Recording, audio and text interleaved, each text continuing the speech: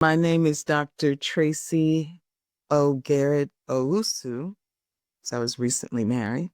So I'm actually with the Anne Arundel County branch of the NAACP in terms of being the chair for the Environmental and Climate Justice Committee, but also I'm a commissioner for um, Maryland Department of the Environment. So with that, I'm like a community resident and advocate. So that's the role that I play in terms of the commission.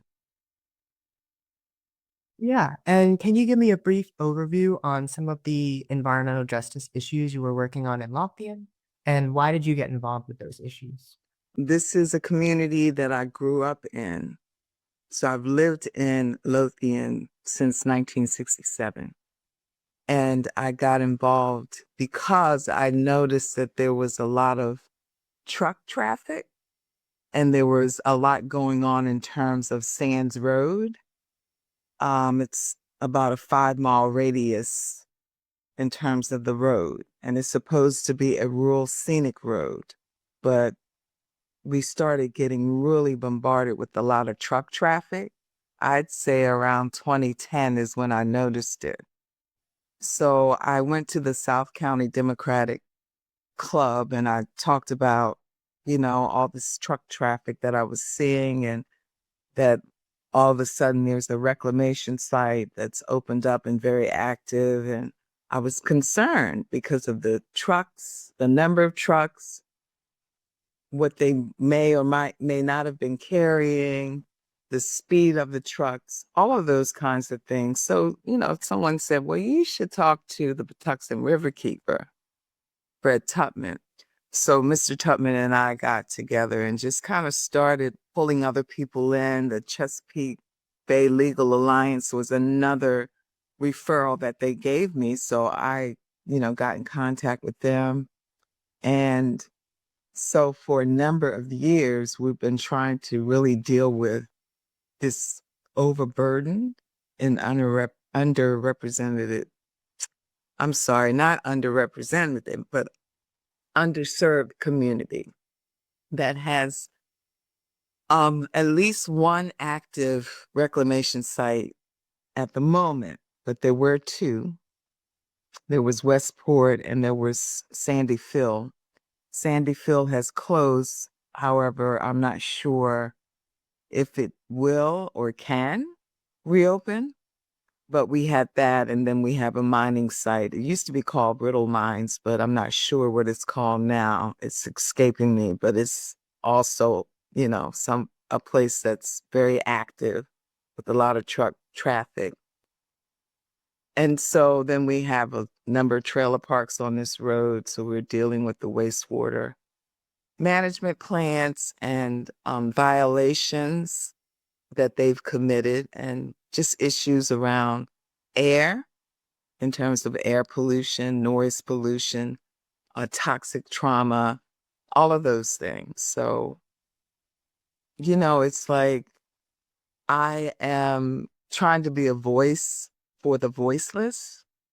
There are people who, wouldn't have the real inclination to advocate for what they need in terms of what's going on in their environment. And it doesn't mean that they don't have a relationship with their environment. They may not have the time that it takes to really go out and do some advocacy for the wrongs that are occurring. So that's where, I've come in. Yeah.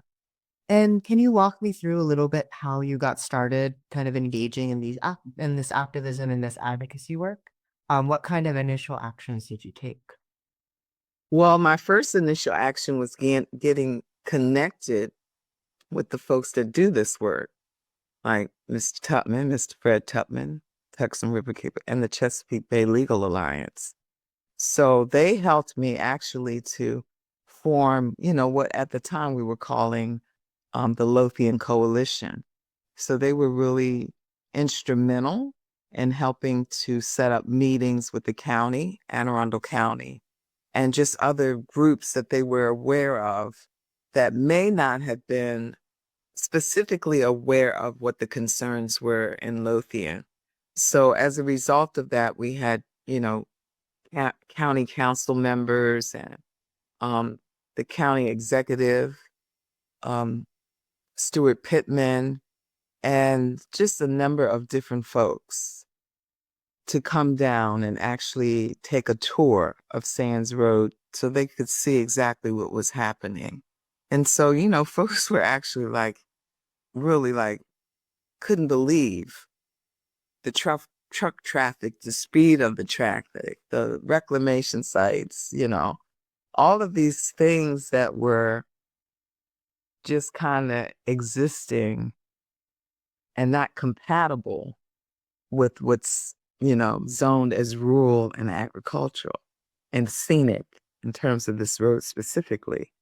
So, fast forward, now we have a marijuana farm that a lot of us didn't even know what was going on. I could actually walk to the marijuana farm. We smell the residuals that are being burned off. And, it's just begun to, not be the place that it was when I grew up. So we have a lot of things going on that,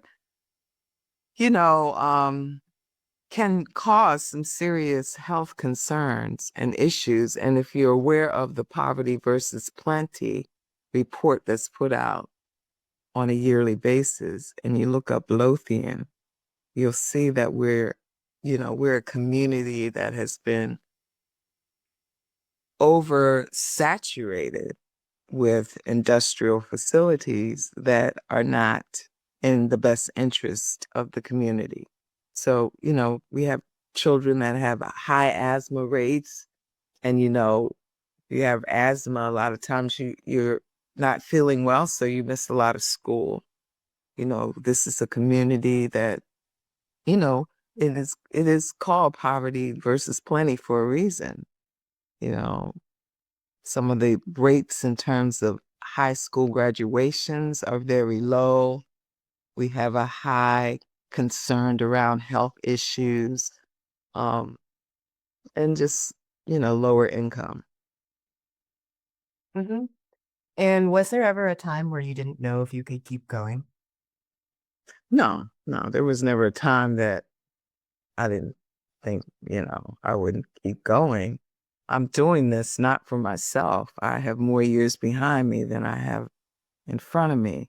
I'm doing this for the children mainly that live in this community, and parents may not really be aware of the impact that this is having on their children's health and their health. So that's really why I'm doing it. Yeah. And finally, what ultimately ended up happening with some of these environmental justice issues? And is there any more left to do? Oh, there's a lot more left to do, but what has ended up happening is that awareness, and awareness is key. So folks have become more aware of what is going on in the community, and we're getting more folks involved in terms of the issues and the concerns in the community.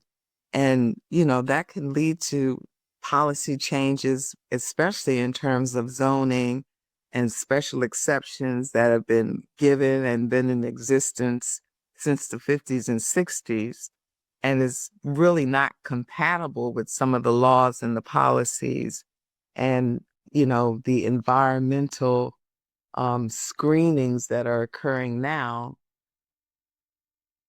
So I just think that people becoming more aware of what's been going on has, changed the lens a little bit.